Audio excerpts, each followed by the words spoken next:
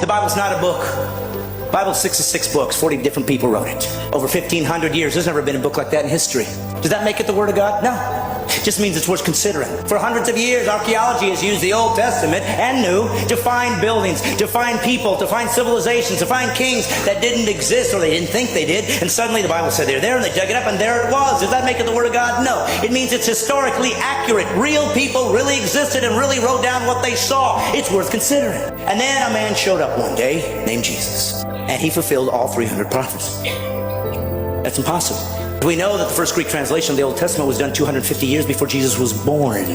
So how could they possibly know that he'd be born in Bethlehem? How could they possibly know he was going to be crucified when crucifixions didn't even exist as a capital punishment yet? How could they know that he'd be betrayed for 30 pieces of silver 250 years before there was a Jesus? Does it make it the Word of God? No, but it's starting to get close. And then Jesus said he would fulfill these things and did miraculous things to prove I'm not just a guy talking like everybody else. Look what I've done. And then he said this, I'm going to prove it to you. I'm going to die and I'm going to come back to life. Nobody's ever done that. And he died.